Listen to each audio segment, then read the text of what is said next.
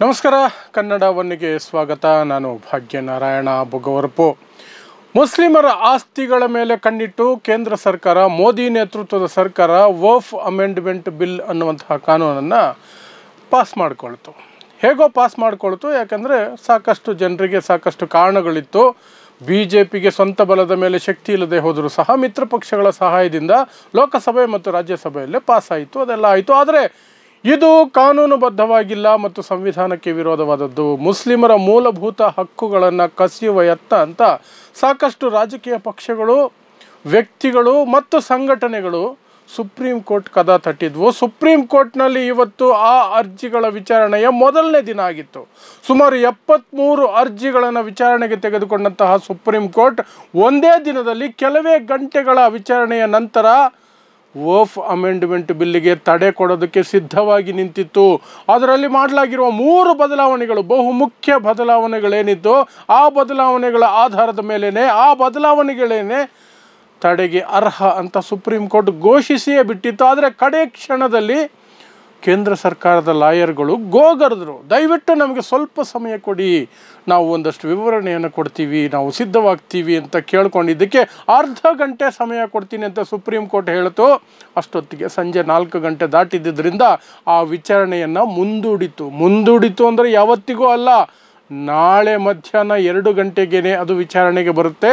ಬಹುತೇಕ ಇವತ್ತೇ ಜಡ್ಜುಗಳು, 3 ಜನ ಜಡ್ಜುಗಳು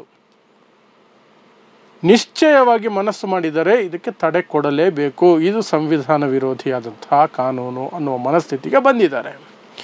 ಹಾಗಾದರೆ ಏನೆಲ್ಲ ಆಯಿತು ಇವತ್ತು ಅನ್ನೋದು, ಮತ್ತು ಯಾವ ಆ 3 ಅಂಶಗಳು ಸುಪ್ರೀಂ ಕೋರ್ಟ್ ತಡೆ ಕೊಡೋದಕ್ಕೆ ಸಿದ್ಧವಾಗಿರುವಂತಹದ್ದು ಅಂಶಗಳು ಯಾವುದು ಮತ್ತು ಜಡ್ಜಸ್ ಯಾರು ಅಂತ ತಿಳ್ಕೊಳ್ಳೋದಕ್ಕಿಂತ ಮೊದಲು ಒಂದಷ್ಟು ಮೂರ್ಖ ಜನರಿಗೆ ಒಂದು ಸಣ್ಣ ಜ್ಞಾನವನ್ನು ಕೊಟ್ಬಿಡ್ತೀನಿ. ಒಂದು 30 ಸೆಕೆಂಡ್ರಿಂದ 1 ನಿಮಿಷ.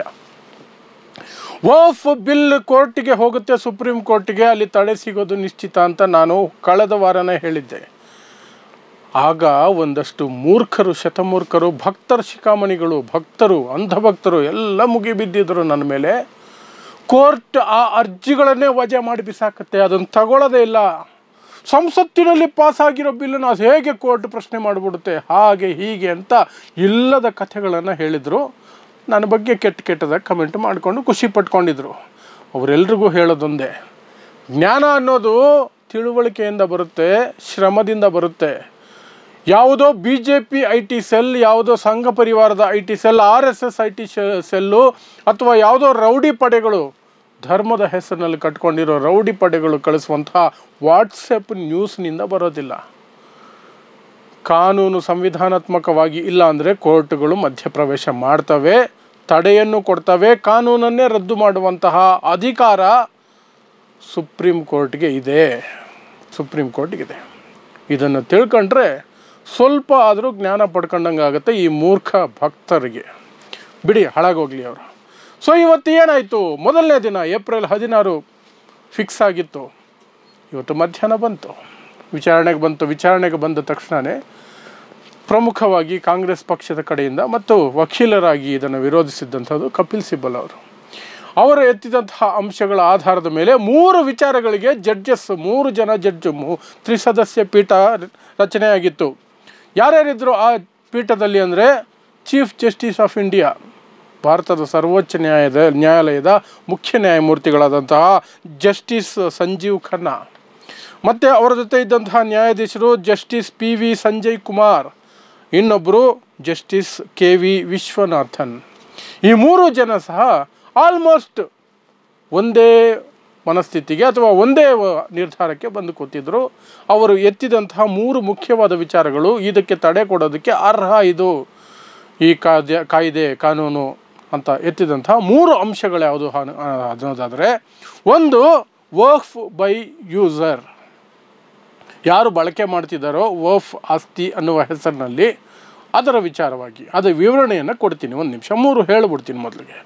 ಆಮೇಲೆ ಕಲೆಕ್ಟರ್ಗಳು ಅಥವಾ ಡಿಸ್ಟ್ರಿಕ್ಟ್ ಕಮಿಷನರ್ DC ಗಳು ಜಡ್ಜ್ಗಳಾಗೋದಕ್ಕೆ ಸಾಧ್ಯ ಇಲ್ಲ, ಅವರು ಹೇಳಿದ್ದೇ ಅಂತಿಮ ಅಂತ ಕಾನೂನಲ್ಲಿ ಹೇಳ್ತಾ ಇದ್ದೀರಿ, ಅದು ನಡೆಯೋದಿಲ್ಲ. ಕೋರ್ಟುಗಳು ಹೇಳಿದ್ದೇ ಅಂತಿಮ, ಕೋರ್ಟಿಗೆ ಬರಲೇಬೇಕು. ಅವರು ಏನೇ ತೀರ್ಪನ್ನು ಕೊಟ್ಟರು, ತೀರ್ಮಾನ ತೆಗೆದುಕೊಂಡ್ರು, ನಿರ್ಣಯ ಕೈಗೊಂಡ್ರು ಸಹ ಅದು ಕೋರ್ಟಿನಲ್ಲಿ ಪ್ರಶ್ನೆಗೆ ಅದು ಬರಲೇಬೇಕು, ಬರುತ್ತೆ, ನಾವು ಕೋರ್ಟಲ್ಲಿ ನಿರ್ಧಾರ ಮಾಡ್ತೀವಿ ಅನ್ನುವಂಥದ್ದು. ಇನ್ನೊಂದು, ಮುಸ್ಲಿಮೇತರರು ವಕ್ಫ್ನ ಬೋರ್ಡ್ ಒಳಗಡೆ ಅವಕಾಶ ಪಡ್ಕೊಳ್ಬೇಕು ಅನ್ನುವಂತಹದ್ದು. ಇದಕ್ಕೂ ಸಹ ಸುಪ್ರೀಂ ಕೋರ್ಟ್ ಇದು ಸಾಧುವಲ್ಲ ಅಂತು. ಕೇವಲ ಸಾಧುವಲ್ಲ ಅನ್ನಲಿಲ್ಲ, BJP ಸರ್ಕಾರಕ್ಕೆ, ಮೋದಿ ಸರ್ಕಾರಕ್ಕೆ ಪ್ರಶ್ನೆಯನ್ನು ಕೇಳ್ತು. ಹಿಂದೂಗಳ ಮಂಡಳಿಗಳೇನಿದ್ದಾವೆ, ಧಾರ್ಮಿಕ ಮಂಡಳಿಗಳು, ಅಲ್ಲಿ ಮುಸ್ಲಿಮರಿಗೆ ಜಾಗ ಕೊಡ್ತೀರಾ ನೀವು? ಓಪನ್ ಆಗಿ ಹೇಳಿ ಅಂತ ಖಡಕ್ಕಾಗಿ ಪ್ರಶ್ನೆ ಕೇಳ್ತು. ಮೋದಿ ಸರ್ಕಾರದ ಲಾಯರ್ಗಳು ಪೆಚ್ಚುಮೋರೆ ಹಾಕ್ಕೊಂಡು ನಿಂತ್ಕೊಂಡ್ರು. ಸೊ ಮೊದಲನೇ ದಿನಾನೇ ಸುಪ್ರೀಂ ಕೋರ್ಟ್ ವಕ್ಫ್ ಕಾಯ್ದೆ ವಿಚಾರದಲ್ಲಿ ಮೋದಿ ಸರ್ಕಾರವನ್ನು ಪಂಕ್ಚರ್ ಮಾಡಿ ಬಿಸಾಕ್ತು. ಈ ಪಂಕ್ಚರ್ ಅನ್ನೋದು ಮೋದಿ ಮತ್ತು ಅವರ ಪಟಾಲಂಗೆ ಮೊನ್ನೆಯಿಂದ ತುಂಬ ಪ್ರೀತಿಯಾದಂತಹ ಪದ ಆಗಿದೆ. 2 ವರ್ಷದ ಹಿಂದೆ 3 ವರ್ಷದ ಹಿಂದೆ ಕರ್ನಾಟಕದಲ್ಲೂ ಸಹ ಅದನ್ನು ಒಂದಷ್ಟು ಹರಿಬಿಡಲಾಗಿತ್ತು. ಒಂದಷ್ಟು ಮತ ಅಂದ ಕ್ರಿಮಿಗಳು ಏನಿದ್ದಾರೆ ಅವರು ಹರಿಬಿಟ್ಟಿದ್ದರು ಒಂದು ಸಮುದಾಯವನ್ನು ಟಾರ್ಗೆಟ್ ಮಾಡೋದಕ್ಕೆ. ಅದೇ ಪದವನ್ನು ಇವತ್ತು ನಾವು ಮೋದಿ ಸರ್ಕಾರಕ್ಕೆ, ಮಿಸ್ಟರ್ ಮೋದಿಗೆ ಬಳಸ್ಬೋದು. ಪಂಕ್ಚರ್ ಮಾಡಿ ಬಿಸಾಕ್ತು ಸುಪ್ರೀಂ ಕೋರ್ಟ್. ಸೊ ಏನದು 3 ಅಂಶಗಳು ವಿವರವಾಗಿ ನೋಡೋದಾದರೆ, ನಾವು ವಕ್ಫ್ ಬೈ ಯೂಸರ್, ಯಾವುದೋ ಒಂದು ಜಾಗವನ್ನು, ಅದು ಮಸೀದಿ ಆಗಿರ್ಬೋದು, ಸ್ಮಶಾನವಾಗಿರ್ಬೋದು, ಬೇರೆ ಯಾವುದೋ ಒಂದು ಕೆಲಸಕ್ಕೆ ಅಥವಾ ಕಾರ್ಯಕ್ಕೆ ಅದನ್ನು ಬಳಕೆ ಮಾಡ್ಕೊಳ್ತಾ ಬರ್ತಿದ್ರೆ, ಅದು ಶತಮಾನಗಳಿಂದಲೂ ವರ್ಷಗಳಿಂದಲೂ 50 ವರ್ಷ 60 ವರ್ಷ 30 ವರ್ಷ 100 ವರ್ಷದಿಂದ ಬಳಸ್ಕೊಂಡು ಬರ್ತಿರ್ತಾರೆ. ಅದು ವಕ್ಫ್ ಅಡಿಯಲ್ಲಿ ಇರುತ್ತೆ. ಆದರೆ ಅದಕ್ಕೆ ಯಾವುದೇ ಡಾಕ್ಯುಮೆಂಟ್ ಇರೋದಿಲ್ಲ. ಜಸ್ಟ್ ಬಿಕಾಸ್ ಅದು ಒಂದು ಮಸೀದಿ ಆಗಿರೋದ್ರಿಂದ, ಅದು ಒಂದು ಸ್ಮಶಾನ ಆಗಿರೋದ್ರಿಂದ, ಒಂದು ದರ್ಗಾ ಆಗಿರೋದ್ರಿಂದ ವಕ್ಫ್ನ ಅಂಡರಲ್ಲಿ ಬಂದಿರುತ್ತೆ. ಮುಸ್ಲಿಮರು ಬಳಸ್ತಾ ಇದ್ದಾರೆ ವರ್ಷಾನುಗಟ್ಲೆಯಿಂದ. ಹಾಗಾಗಿ ವಕ್ಫ್ ಬೈ ಯೂಸರ್, ಬಳಕೆಯ ಕಾರಣಕ್ಕಾಗಿ ಅದು ವಕ್ಫ್ನ ಅಡಿಯಲ್ಲಿ ಬಂದಿರುತ್ತೆ.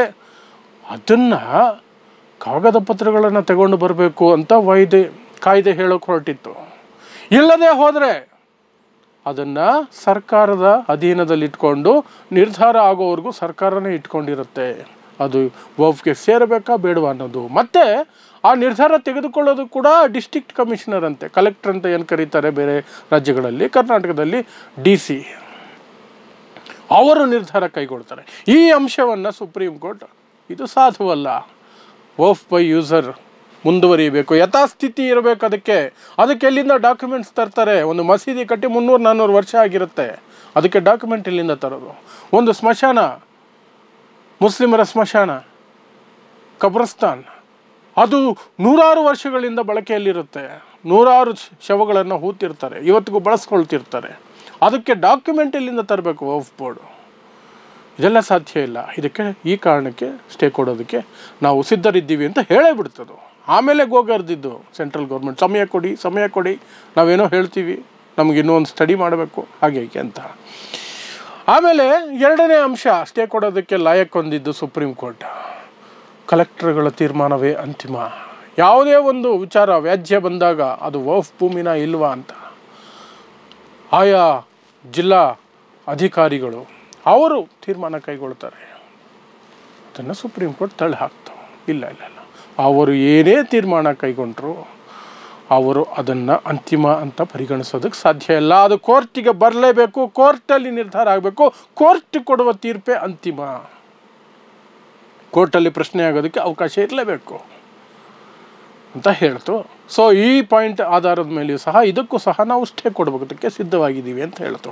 3ನೇದು, ಬಹುಮುಖ್ಯವಾಗಿ ವಕ್ಫ್ ಬೋರ್ಡ್ಗೆ ಮುಸ್ಲಿಮೇತರರನ್ನು ಸದಸ್ಯರಾಗಿ ಆಯ್ಕೆ ಮಾಡಬೇಕು ಅಂತ ಈ ಕಾನೂನು ಹೇಳೋಕೆ ಹೊರಟಿತ್ತು. ಅದಕ್ಕೆ ಸುಪ್ರೀಂ ಕೋರ್ಟ್ ಗರಂ ಆಯಿತು.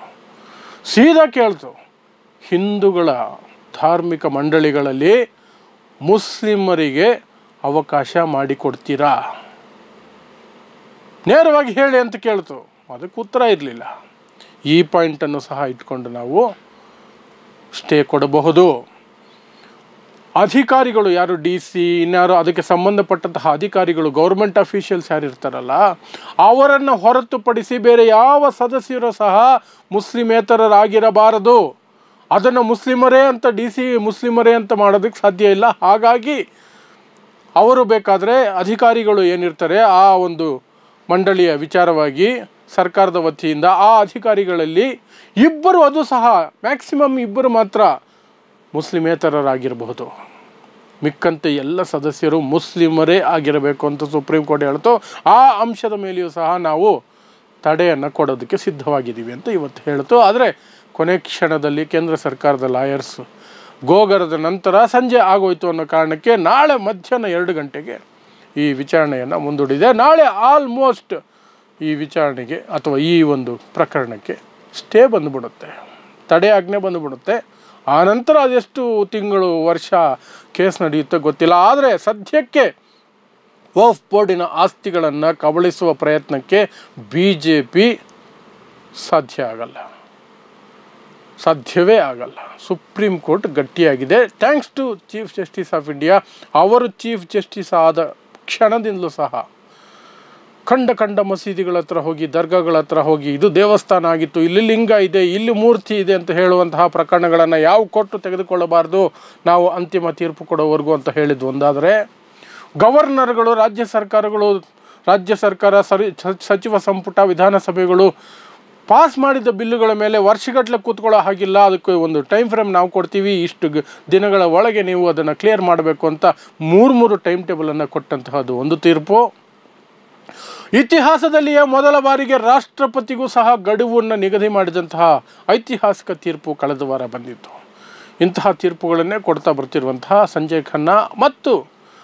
ಜಸ್ಟಿಸ್ ಸಂಜಯ್ ಖನ್ನಾ ಮತ್ತು ಅವರ ನೇತೃತ್ವದಲ್ಲಿ ನಡೀತಾ ಇರುವಂತಹ ಸುಪ್ರೀಂ ಕೋರ್ಟ್ ಇವತ್ತು ವಕ್ಫ್ ಬೋರ್ಡಿನ ವಿಚಾರದಲ್ಲಿಯೂ ಸಹ ತುಂಬ ನಿಖರವಾದ ಗಟ್ಟಿಯಾದಂತಹ ನಿರ್ಧಾರವನ್ನು ಕೈಗೊಳ್ಳೋದಕ್ಕೆ ಮುಂದಾಗಿದೆ. ಸ್ಟೇ ಕೊಡ್ತೀವಿ ಅನ್ನುವಂತಹ ಮನಸ್ಥಿತಿಯಲ್ಲಿ ಅವರಿದ್ದಾರೆ. ಕೇಂದ್ರ ಸರ್ಕಾರ ನಾಳೆ ಬಂದು ಅದು ಏನು ಹೇಳಿದ್ರು ಸಹ ಈ ಅಂಶಗಳು ತುಂಬ ಗಟ್ಟಿಯಾಗಿರೋದ್ರಿಂದ ಕೇಂದ್ರ ಸರ್ಕಾರದ ಉದ್ದೇಶ, ಮೋದಿಯವರ ಉದ್ದೇಶ, BJPಯ ಉದ್ದೇಶ ಯಾರೋ ಜನರಿಗೆ ಅನುಕೂಲ ಮಾಡಿಕೊಡೋದಲ್ಲ, ಅದರ ಹಿಂದೆ ಷಡ್ಯಂತ್ರ ಇರೋದ್ರಿಂದ ಇದಕ್ಕೆ ಖಂಡಿತ ಸ್ಟೇ ಸಿಗುತ್ತೆ. ನಾಳೆ ಸ್ಟೇ ಸಿಗುವ ಎಲ್ಲ ಸಾಧ್ಯತೆಗಳು ಇದೆ. Almost done. ಸ್ಟೇ ಸಿಗುವ ಎಲ್ಲ ಸಾಧ್ಯತೆಗಳು ಇದೆ. ನೋಡೋಣ ಏನಾಗುತ್ತೆ ಅಂತ. ನೋಡ್ತಾ ಇರಿ ಸಮಾಜಕ್ಕಾಗಿ ಕನ್ನಡ 1 ನ್ಯೂಸ್. ನಮಸ್ಕಾರ.